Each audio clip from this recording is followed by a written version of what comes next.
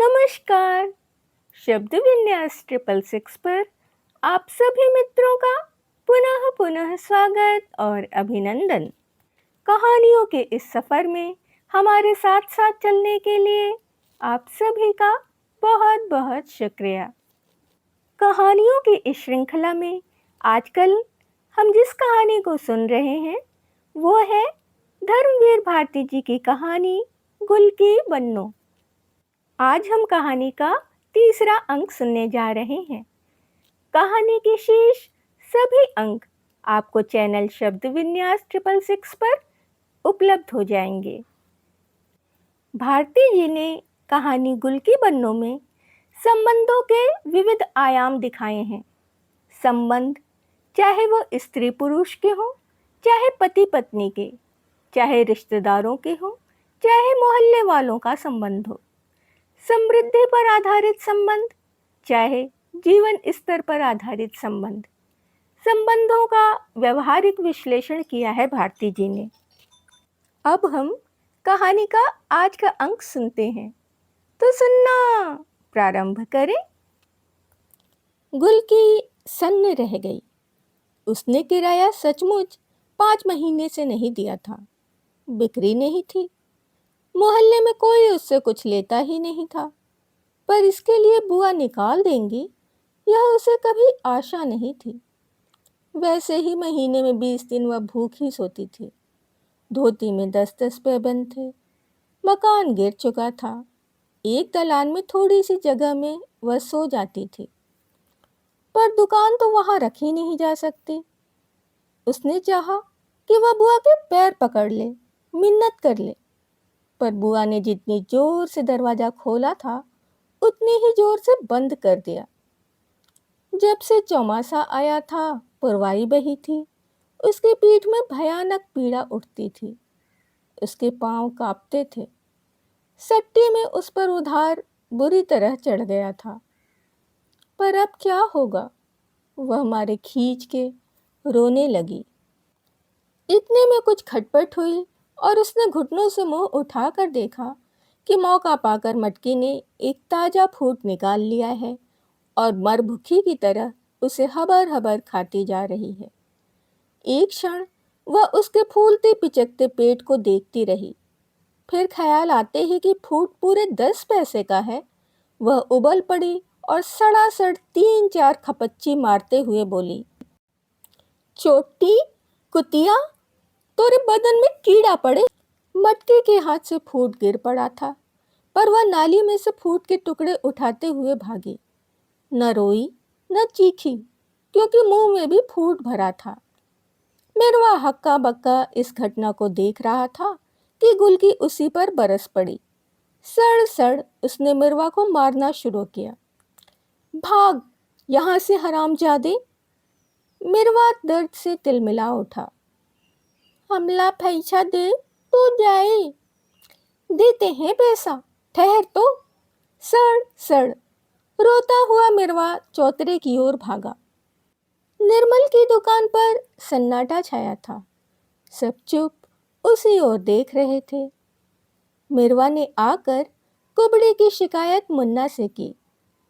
मुन्ना चुप रहा, फिर मेवा की ओर घूमकर बोला, मेवा बता दो इसे। मेवा पहले हिचकिचाया, फिर बड़ी मुलायमियत से बोला, मिरवा तुम्हें बीमारी हुई है ना, तो हम लोग अब तुम्हें नहीं छुएंगे, साथ नहीं खिलाएंगे।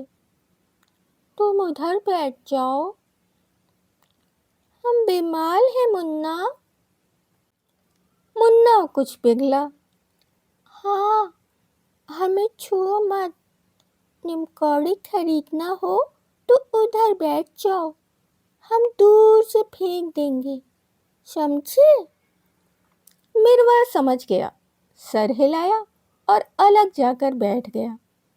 मेवा ने निमकौड़ी उसके पास रख दी और वह चोट भूलकर पकी निमकौड़ी का बीजा निकालकर छीलने लगा। इतने में ऊपर से घेघा बुआ की आवाज आई, ऐ मुन्ना, तई तू लोग परे हो जाओ। अबहिन पानी गिरी ऊपर से।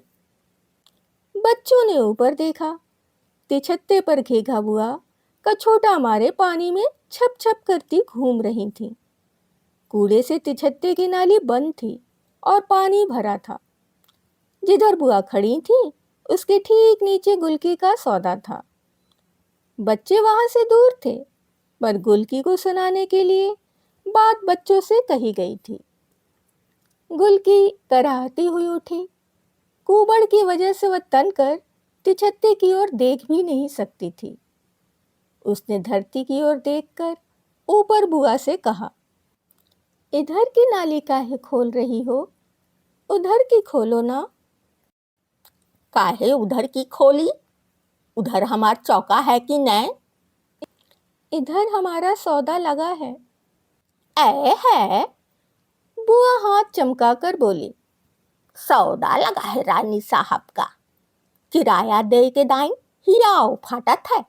अटराए के दाई नटई में गामा पहलवान का जोर तो देखो। सौदा लगा है तो हम का करी? नारी तो ई है खुली। खोलो तो देखे। अकस्मात गुलकी ने तड़प कर कहा। आज तक किसी ने उसका यह स्वर नहीं सुना था। 5 महीने का 10 रुपया नहीं दिया बेशक, पर हमारे घर की धन्नी निकाल के बसंतों के हाथ किसने बेचा? तुमने। पश्चिम ओर का दरवाजा चिरवा के किसने जलवाया? तुमने। हम गरीब हैं, हमारा बाप नहीं है। सारा मोहल्ला मिलके हमें मार डालो। हमें चोरी लगाती है? अरे कल की पैदा हुई। बुआ मारे गुस्से के खड़ी बोली बोलने लगी थी। बच्चे चुप खड़े थे। वे कुछ कुछ सहमे हुए थे। कुबड़ी का यह रूप उन्होंने कभी न देखा, न सोचा था। हाँ हाँ हाँ, तुमने, ड्राइवर चाचा ने, चाची ने, सबने मिल के हमारा मकान उजाड़ा है। अब हमारी दुकान बहाए दे। देखेंगे हम भी, निर्बल के भी भगवान हैं। ले ले ले, भगवान है तो ले। और बुआ ने पागलों की तरह दौड़कर नाली में जमा कूड़ा लकड़ी से ठेल दिया। 6 इंच मोटी गंदे पानी की धार धड़ धड़ करती हुई उसकी दुकान पर गिरने लगी। तरोइयां पहले नाली में गिरी, फिर मूली, खीरे, साग, अदरक उछल उछल कर दूर जा गिरे। गुल की आंख फाड़े पागल सी देखती रही और फिर दीवार पर सर पटक कर हृदय विदारक स्वर में डकरा कर रो पड़ी। अरे मोर बापू, हमें कहाँ छोड़ गए? अरे मोर माई, पैदा होते ही हमें क्यों नहीं मार डाला? अरे धरती मैया, हमें काहे नहीं ली लेती? सर खोले, बाल बिखेरे, छाती कूट कूट कर वह रो रही थी और तिछत्ते का पिछले 9 दिन का जमा पानी धड़ धड़ गिर रहा था। बच्चे चुप खड़े थे। अब तक जो हो रहा था उनकी समझ में आ रहा था, पर आज यह क्या हो गया, यह उनकी समझ में नहीं आ सका। पर वे कुछ बोले नहीं, सिर्फ मटकी उधर गई और नाली में बहता हुआ एक मोटा हरा खीरा निकालने लगी कि मुन्ना ने डांटा, खबरदार, जो कुछ चुराया। मटकी पीछे हट गई। वे सब किसी अप्रत्याशित भय, संवेदना या आशंका से जुड़ बटुर कर खड़े हो गए। सिर्फ मिरवा अलग सर झुकाए खड़ा था। झीसी फिर पड़ने लगी थी और वे एक एक कर अपने घर चले गए। दूसरे दिन चौतरा खाली था।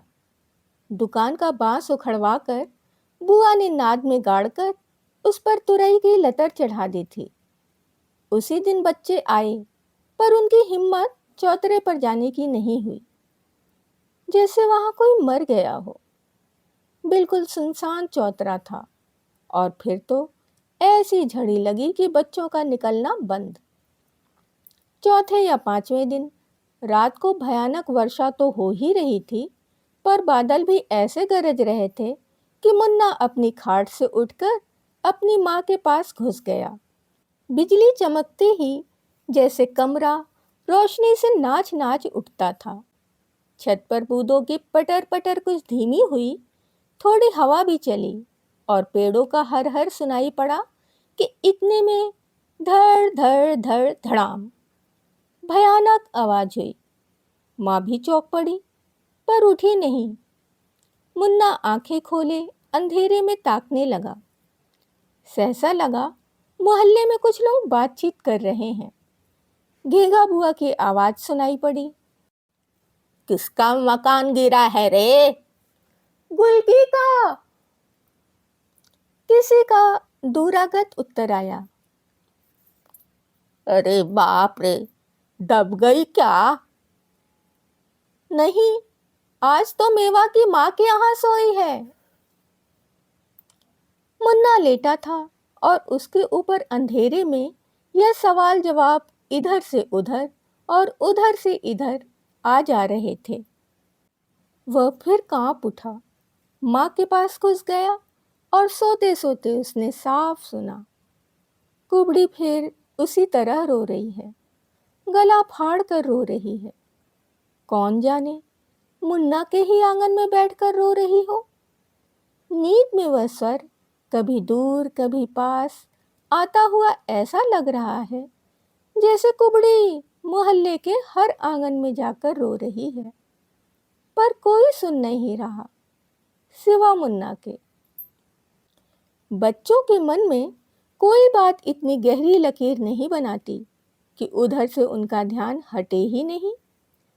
सामने गुलकी थी तो वह एक समस्या थी, पर उसकी दुकान हट गई। फिर वह जाकर साबुन वाली सत्ती के गलियारे में सोने लगी और दो चार घर से मांग मूंग कर खाने लगी। उस गली में दिखती ही नहीं थी। बच्चे भी दूसरे कामों में व्यस्त हो गए। अब जाड़े आ रहे थे। उनका जमावड़ा सुबह न होकर तीसरे पहर होता था। जमा होने के बाद जुलूस निकलता था और जिस जोशीले नारे से गली गूंज उठती थी वह था, घेगा बुआ को वोट दो। पिछले दिनों म्यूनिसिपैलिटी का चुनाव हुआ था और उसी में बच्चों ने यह नारा सीखा था। वैसे कभी कभी बच्चों में दो पार्टियां भी होती थीं, पर दोनों को घेगा बुआ से अच्छा उम्मीदवार कोई नहीं मिलता था। अतः दोनों गला फाड़ फाड़ कर उनके लिए ही वोट मांगती थीं। अभी आप सुन रहे थे धर्मवीर भारती जी की कहानी गुलकी बन्नो। शेष कहानी हम अगले अंकों में सुनेंगे। यदि आपको कहानी और उसका प्रस्तुतिकरण पसंद आ रहा हो तो आप कहानी को लाइक कर सकते हैं, अपने मित्रों और परिवारजनों में शेयर कर सकते हैं। वो सभी सदस्य जो अभी तक चैनल को सब्सक्राइब नहीं कर पाए हैं, वो चैनल को सब्सक्राइब कर लें और अपने लिए बेल आइकन को दबाना बिल्कुल भी ना भूलें। बेल आइकन को दबाने से कोई भी नई कहानी ससमय आपके पास उपलब्ध हो जाती है। कहानी या उसकी प्रस्तुतिकरण से संबंधित यदि कोई विचार या सुझाव आपके पास है तो वो हमें कमेंट्स के जरिए अवश्य ही भेजें। इसके अतिरिक्त यदि आप कोई अपने पसंद की कहानी या उपन्यास सुनना चाहते हैं या अपने किसी पसंदीदा लेखक को सुनना चाहते हैं तो उसके बारे में भी आप हमें कमेंट्स कर सकते हैं। शेष कहानी आपको चैनल शब्द विन्यास 666 पर उपलब्ध हो जाएगी। अभी के लिए विदा। शुक्रिया।